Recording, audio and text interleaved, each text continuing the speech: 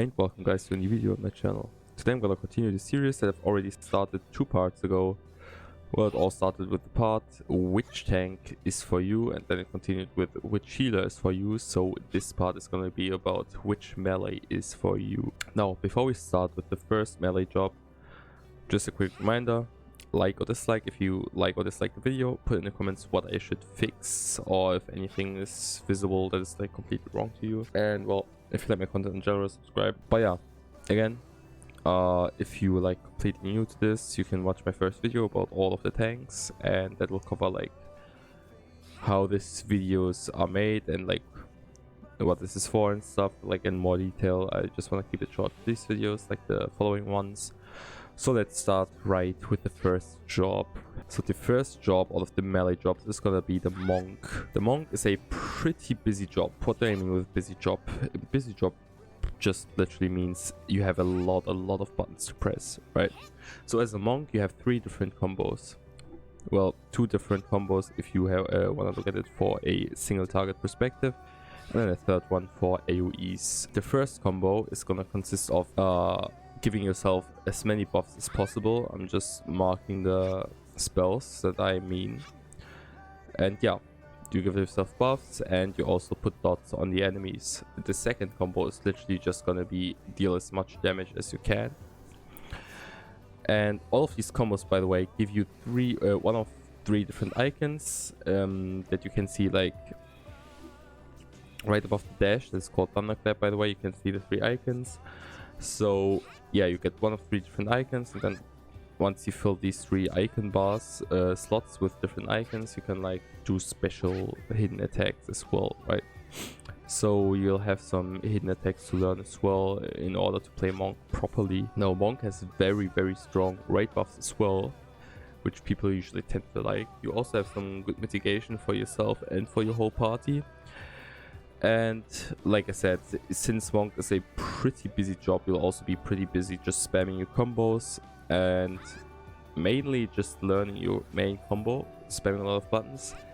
And as I said, once you learn all the different combinations with the different icons, you'll also be able to adjust for different fights to also see which hidden spell is the best right now and which one is maybe not the smartest idea to use. And you can also obviously unlock the hidden buttons with a special button that is called Perfect Balance, and then you can use them immediately. All of them are ready, since you can just press all the different buttons without putting them in a combo. You can just put them in a weird order to get the icons that you really need for the perfect damage output in that buff window probably. Yeah, you also, by the way, have a lion icon on the right. It is right above my parasol. So that one has 5 empty slots, and these ones just basically fill with critical strikes. And once they're all full, you can use this very strong single target hitting spell or a very strong AoE spell. Now this should have covered everything about monk. I forgot to mention that obviously you're gonna fight with your fists, as you can see now.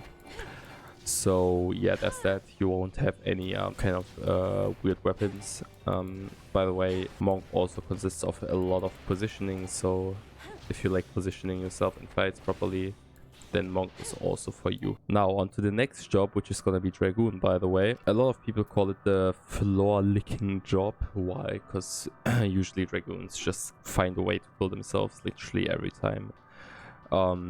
There's a kind of small bit of truth in it, so be careful when you play this job with killing yourself. You might ask yourself why. Well, you have a button that just knocks you back, so if you want to breed for a lot of DPS and stuff, usually people like do some jumps and stuff, since Dragoon has a lot of jumps, by the way, as you can see now.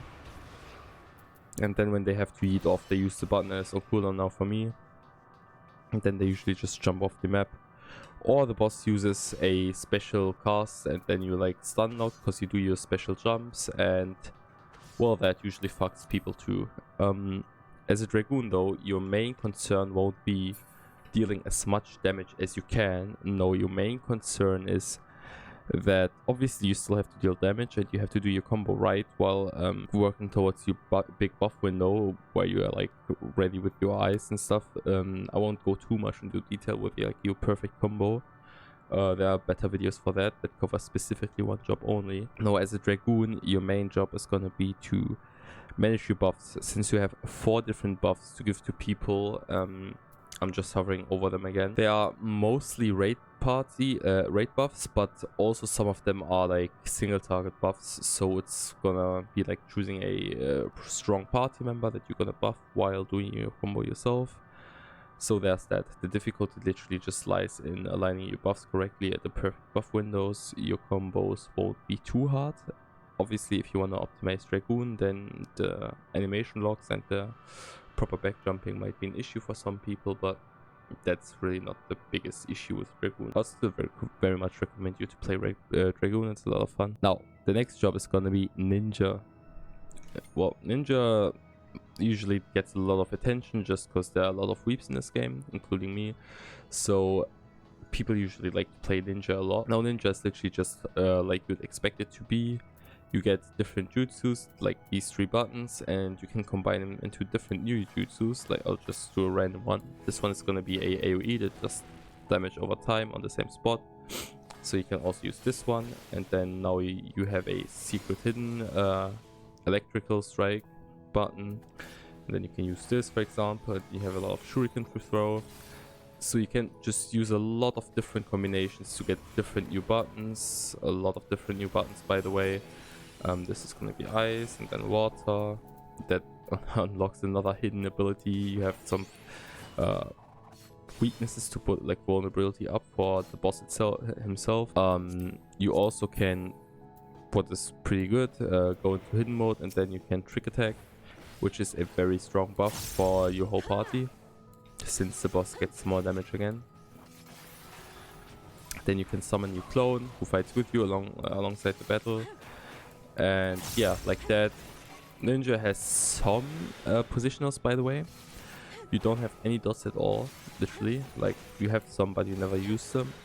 Your main concern is gonna be to keep that timer up. That is at 40 seconds now, since that one decides on how quick your melee attacks are. So literally it's just spam all of your buttons in the perfect times. Learn all the different jutsus on when to use them to unlock your hidden spells. Keep that timer up. Use your clone properly for buff windows, as I said. Whenever the scroll reaches a certain number 2, by the way, you unlock more hidden spells that you also have to use. So I would say Ninja is a lot of thinking and learning things by heart. Unlike Monk, where you obviously have to learn things as well, like the hidden Monk techniques, but it's only 3 or 4 different ones there. Whereas it's way more here, and you also have to align them way more difficult in that sense when you play Ninja in comparison to Monk. So yeah, if you want a more difficult version of Monk, then Ninja might be for you. Now the next job on our list is gonna be the Samurai. Samurai is the strongest out of all melee jobs, just looking at the pure damage output that the job itself has. Samurai also feels the slowest out of all melee jobs, in my opinion. Again, you have 3 icons that you can see under the sword is slowly going up. You can get those different icons, and once you fill them up, you can do your special, nice voice break by the way, your special attack that is here now. I cannot pronounce it, I'm sorry, and then you can just copy it for big damage. And once the sword is filled up, by the way, you can do some other special attacks that are pretty good looking. Samurai also is connected to some learning of combos and in what sense they might be useful. I would say the difficulty is pretty high for Samurai, since you have a lot of things to consider, even though they made it a bit easier for Endwalker, but still I would say it's harder than, let's say, even Dragoon. I would say it's like the same category like Ninja for difficulty, but it's a different kind of difficulty than Ninja. It's like a bit slower, yes, but like I said, more difficult in another sense of using the right combo at the right time. Very important, by the way, which buttons you use in what order. You cannot just press all the strong buttons in any order. You have to use them in a specific order to deal the good damage. But yeah, as you can see, it's a tiny bit slow For some people it's okay, for other people it isn't. You also have some casting times, which make it also slower. I'm gonna show the strong spell again to finish this off. 1, 2 with the cast time, and they can just spam this, by the way. But yeah, there is Samurai. It's also the only selfish melee job that doesn't have any buffs for anyone. So if you want to be selfish, that's also for you. Now for the last Melee DPS, we're gonna finish it off with the Endwalker Melee DPS that got released in Endwalker, which is called Reaper. As a Reaper, you're basically just gonna slice them all down. You have your basic combo, you have your basic dots that you can make pretty long as well, up to 60 seconds. You have one buff button, by the way. It's a pretty good beginner melee job, by the way, in my opinion. You can summon your special thing and then you're like strong, and then it becomes very speedy. A lot of buttons to press, obviously. But yeah, for some people it might be interesting to play it like this way in an easier manner. For other people it may not be the best choice. It also has very good visuals, by the way, since it, like I said, got released for Endwalker. So if you care about visuals as well, this job might be just perfect for you. But yeah, what makes this job so unique? The combos are fairly easy to remember. The job itself is pretty strong as well. You have good buffs for your party, like one good buff, like Samurai. You also have a good damage output, not as strong as Samurai obviously, but still pretty strong, pretty decent. So you will still be needed in parties. You will find a lot of parties. You bring a good amount of damage and buffs to the party. You can use a portal to TP away and back, also obviously to the other direction. So yeah, if you like a good looking melee job that isn't too hard and has some pretty easy combos to learn, to remember, Reaper might be just for you. You can optimize this also pretty well since it isn't too hard. I would always recommend Reaper as the first melee DPS alongside Dragoon or Samurai. I would keep Monk and Ninja for later. But yeah, that covers all of the different melee jobs. We just finished it off with Reaper, so as a final conclusion, again, I would say in a difficulty graph that I'll put down here now, I would say the easiest to learn is probably Reaper. After that, Dragoon. After Dragoon, I would say Samurai, and then Monk, and finally Ninja.